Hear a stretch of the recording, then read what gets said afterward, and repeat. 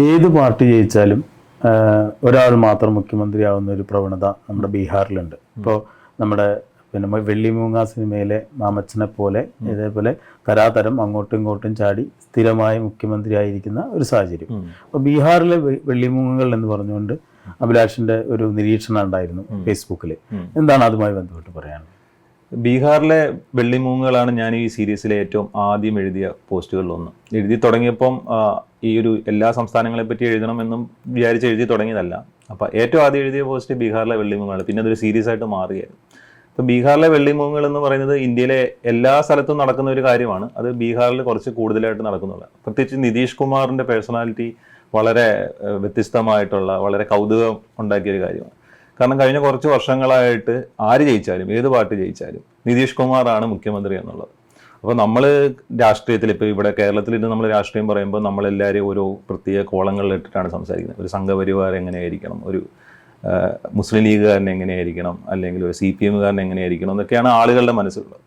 അപ്പം ഈ വളരെ വ്യത്യസ്തമായിട്ടുള്ള രാഷ്ട്രീയ കക്ഷികളിലേക്ക് പോകാനും അവിടെ പോയിരുന്ന് മുഖ്യമന്ത്രി ആയിരിക്കാനും ഒക്കെ വളരെ ഈസി ആയിട്ട് ഇവിടെ നടക്കുന്നു എന്നുള്ളതാണ് വളരെ കൗതുകരമായിട്ടുള്ള കാര്യമാണ്. അപ്പം നമ്മളത് കുറച്ച് ബാക്കി സ്ഥലങ്ങളിലെ കാര്യങ്ങൾ നോക്കുമ്പോഴാണ് മനസ്സിലാകുന്നത് ഇന്ത്യൻ രാഷ്ട്രീയത്തിൻ്റെ ഒരു പ്രധാനപ്പെട്ട ഒരു കാര്യമാണ് ഈ ആയാറാം ഗയാറാം എന്ന് പറഞ്ഞ സംഭവം. ഇന്നിവിടെ കാണുന്നവൻ നാളെ അപ്പുറത്ത് പോകുന്നു എന്നുള്ളതാണ്. അപ്പം നിതീഷ് കുമാറിൻ്റെ കാര്യത്തിൽ അപ്പുറത്ത് പോവുക മാത്രമുള്ളതെന്നല്ല, വളരെ ഈസി ആയിട്ട് അയാൾ മുഖ്യമന്ത്രി സ്ഥാനം നിലനിർത്തി പോകുന്നു എന്നുള്ളതാണ്.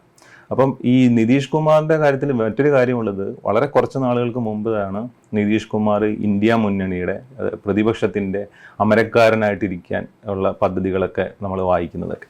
അപ്പോൾ നിതീഷ് കുമാറിനെ പോലെയുള്ള അങ്ങനെ ഒരു ഓപ്പോസിഷൻ മുന്നണി ഉണ്ടാക്കാനുള്ള ഒരാളെ വളരെ പെട്ടെന്ന് ഇപ്പം നമ്മൾ കാണുന്ന അദ്ദേഹം BJP-യുടെ കൂടെ ചേർന്ന് NDA സഖ്യത്തിൽ വന്നിരുന്നുള്ളതാണ്. അപ്പം ഈ രാജ്യത്തിൻ്റെ നമ്മൾ രാഷ്ട്രീയം നിരീക്ഷിക്കുമ്പോൾ നമ്മൾ വളരെ വലിയ പോരാട്ടം നടക്കുന്നു എന്നൊക്കെ പറയുന്നെങ്കിലും കഴിഞ്ഞ വർഷം ഒപ്പോസിഷൻ മുന്നണി ഉണ്ടാക്കാൻ നടന്ന ഒരാൾ ഇന്ന് വീണ്ടും അദ്ദേഹത്തിന് മുഖ്യമന്ത്രി സ്ഥാനം നിലനിർത്താൻ വേണ്ടിയിട്ട് അപ്പുറത്തേക്ക് പോകാൻ കഴിയുന്നുള്ളതാണ്.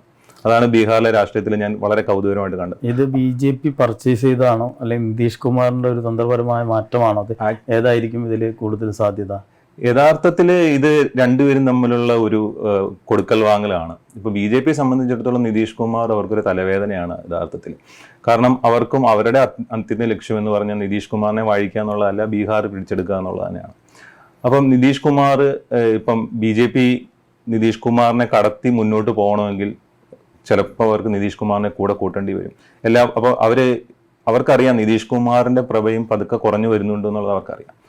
പല രാഷ്ട്രീയ നിരീക്ഷകരും പറയുന്നത് എന്താണെന്ന് വെച്ച് കഴിഞ്ഞാൽ നിതീഷ് കുമാറിന്റെ ഈ കളി ഇനി അധിക നാൾ BJP-യുടെ കൂടെ കൊണ്ടു നടക്കാൻ പറ്റില്ല എന്നുള്ളതാണ്. BJP പതുക്കെ നിതീഷ് കുമാറിനെ ഒതുക്കുമെന്നും ഇത് അവസാനത്തെ കളിയാണെന്നും പറയുന്നവരുണ്ട്. മോഡി തന്നെ ഇരിക്കുന്ന ഒരു വേദിയിൽ നിതീഷ് കുമാർ ഇനി ഞാൻ എങ്ങും പോകില്ല എന്ന് പറയുമ്പോൾ മോഡി ഉൾപ്പെടെയുള്ളവരും നിതീഷ് കുമാറും എല്ലാവരും പൊട്ടിച്ചിരിക്കുന്നുണ്ട്. അപ്പോൾ എല്ലാവർക്കും അറിയാം നിതീഷ് കുമാർ ഇനിയും ചിലപ്പോൾ മുഖ്യമന്ത്രി സ്ഥാനത്തിന് വേണ്ടി അപ്പുറത്തേക്ക് ചാടുമെന്നറിയാം.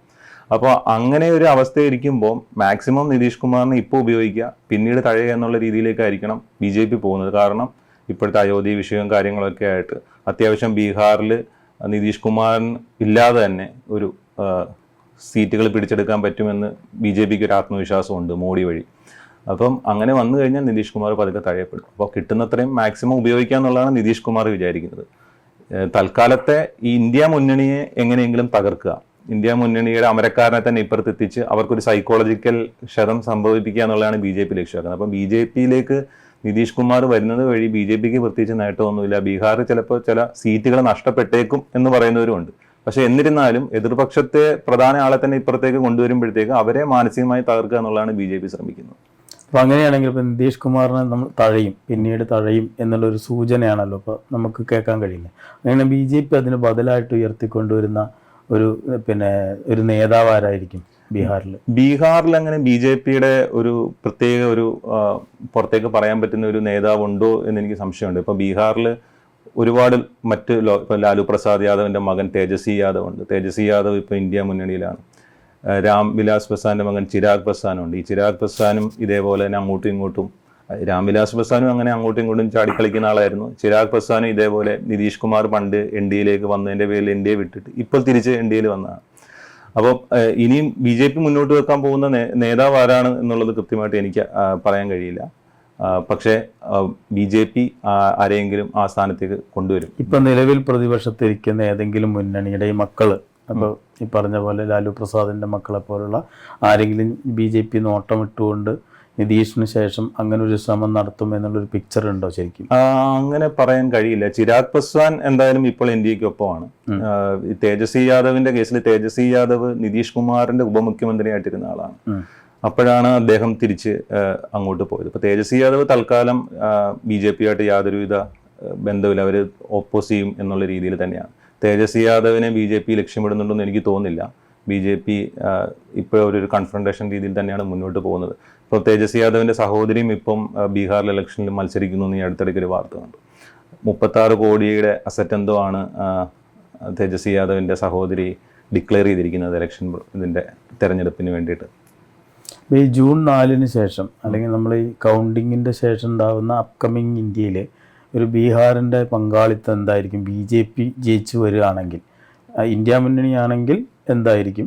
അല്ലെങ്കിൽ ഈ പറഞ്ഞ പോലെ തന്നെ NDA ആണെങ്കിൽ എന്തായിരിക്കും അപ്കമിങ് ഇന്ത്യയിൽ ബീഹാറിൽ നിന്നുള്ള ഒരു ബീഹാറിൽ നിന്ന് സ്വാധീനം? ഇന്ത്യ മുന്നണിക്ക് അധികം സ്വാധീനം കാണാൻ വഴിയില്ല. പ്രത്യേകിച്ചും അയോധ്യ വിഷയമൊക്കെ നടന്നിട്ടുള്ള സംഭവം ആയതുകൊണ്ട്, നിതീഷ് കുമാറും NDAക്കൊപ്പം ആയതുകൊണ്ട് തന്നെ ബീഹാർ ഇപ്പോഴും 1-2 സീറ്റുകൾ ഈ നിതീഷ് കുമാറിൻ്റെ പ്രശ്നം കാരണം 1-2 സീറ്റുകളെങ്ങാനും നഷ്ടപ്പെട്ടതാണെങ്കിലും NDAക്ക് തന്നെ അനുകൂലമായ ഒരു ട്രെൻഡാണ് ബീഹാറിലും ഉള്ളത്.